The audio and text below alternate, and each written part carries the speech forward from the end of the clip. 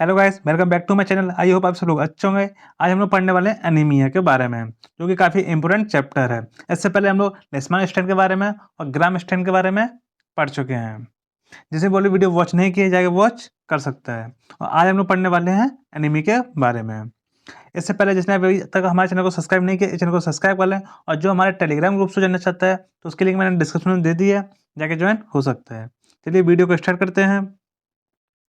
Anaemia एक ऐसी condition है जिसमें ब्लड में मौजूद हीमोग्लोबिन पूर्ण रूप से ऑक्सीजन से बाइंड करने में असमर्थ होता है, जिसके कारण शरीर में ऑक्सीजन की कमी हो जाती है।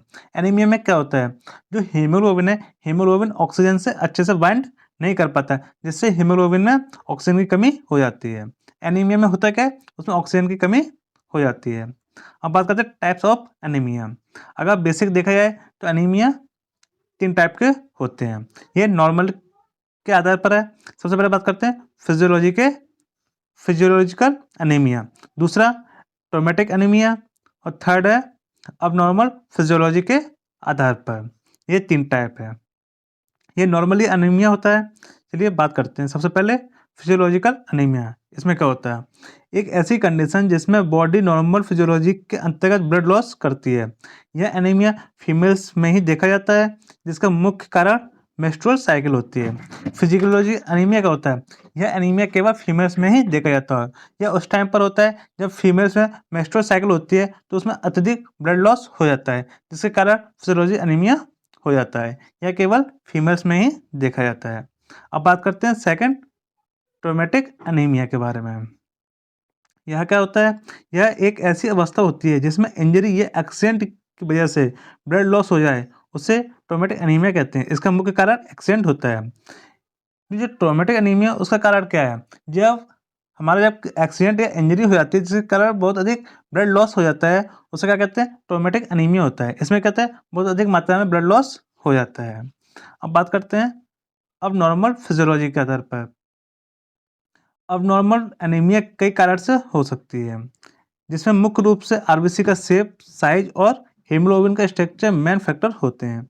जो अब नॉर्मल फिजियोलॉजी है, इसमें क्या होता है, जो हीमोग्लोबिन, जो आरबीसी है, आरबीसी का शेप चेंज हो जाता है, आरबीसी का साइज चेंज हो जाता है और उससे हीमोग्लोबिन का स्ट्रक्चर चेंज हो जाता है अब नॉर्मल फिजियोलॉजी में। अब बात करते हैं classification based on size and colour of RBC.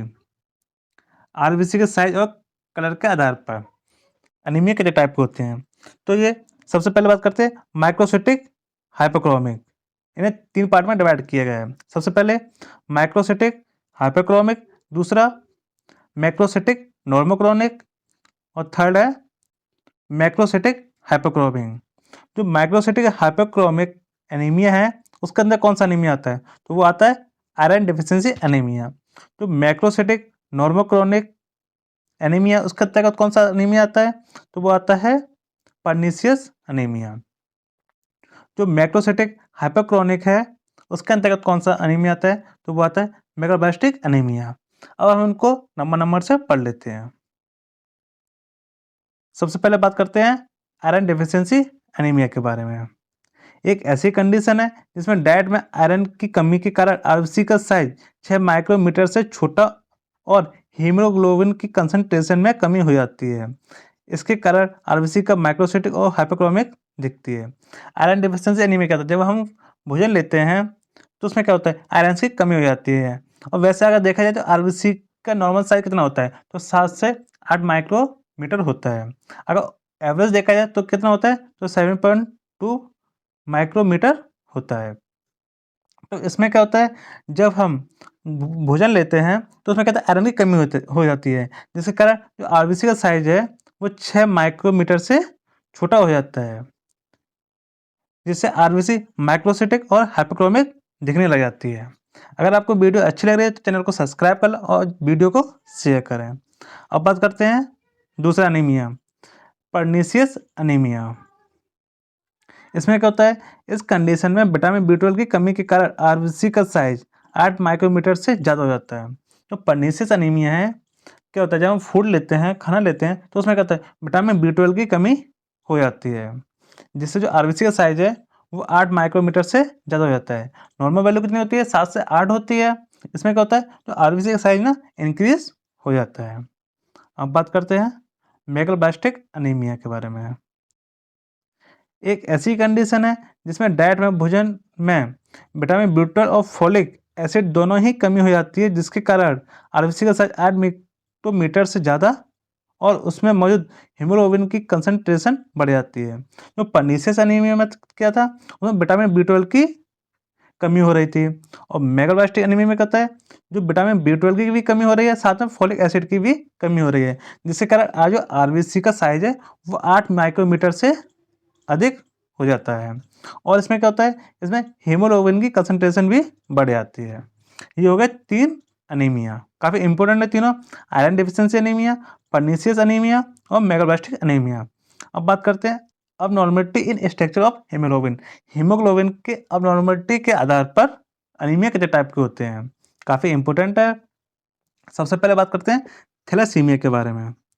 एक ऐसी कंडीशन है जिसमें हमारे हीमोग्लोबिन में प्रेजेंट प्रोटीन चेन में म्यूटेशन की वजह से कुछ स्ट्रक्चर चेंज के कारण हीमोग्लोबिन प्रॉपर ऑक्सीजन से बाइंड नहीं कर पाता, उसे थैलेसीमिया कहते हैं। थैलेसीमिया में क्या होता है, जो हमारे जो ब्लड हीमोग्लोबिन है उसमें क्या प्रोटीन चेंज हो जाती हैं, प्रोटीन चेन पाई जाती हैं। कौन कौन से, एक अल्फा प्रोटीन चेन और एक बीटा प्रोटीन चेन।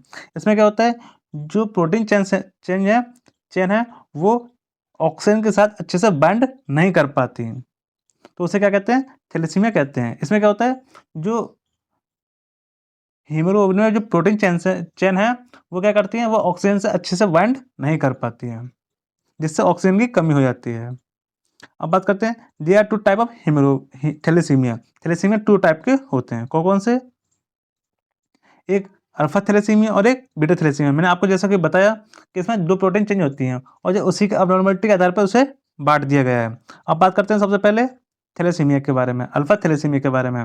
एक ऐसी कंडीशन है जिसमें हमारे हीमोग्लोबिन में प्रेजेंट अल्फा म्यूटेशन की वजह से कुछ स्ट्रक्चर चेंज होने के कारण हीमोग्लोबिन प्रॉपरली बाइंड नहीं कर पाता, उसे अल्फा थैलेसीमिया कहते हैं।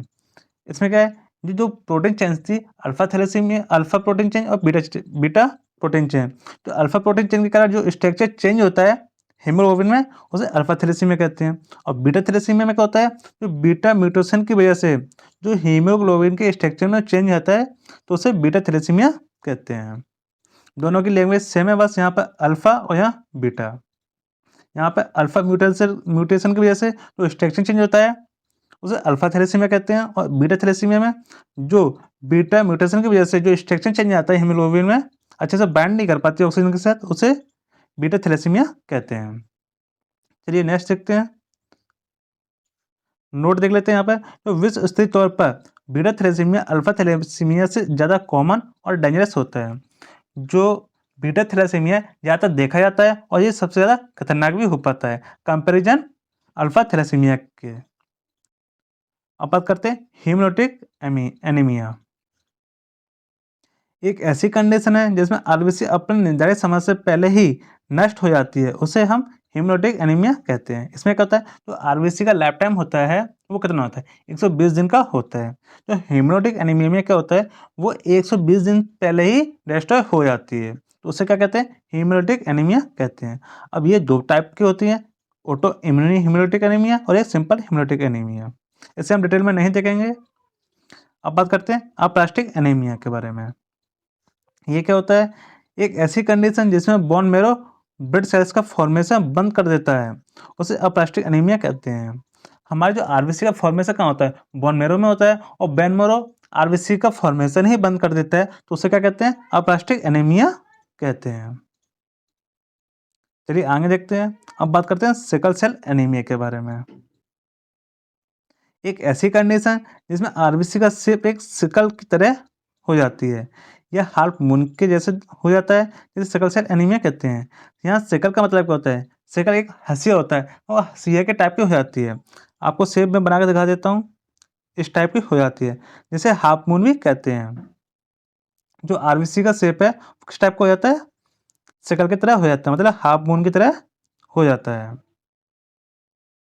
चलिए, अफ्रीकन न्यूरो ट्राइब्स के लोगों में sickle cell RBC normal physiology में होती है, जो उन्हें मलेरिया से बचाने में हेल्प करती है। चलिए एनीमिया यहीं पर ख़त्म होता है। अगर आपको वीडियो अच्छी लगे तो चैनल को सब्सक्राइब कर लें, और अगर आप नेक्स्ट टॉपिक किस टॉपिक पर जाते हैं तो कमेंट करके जरूर बताइएगा, और वीडियो कैसी लगी तो कमेंट करके जरूर बताइएगा। चलिए मिलते हैं नेक्स्ट वीडियो में, तब तक के लिए टेक केयर।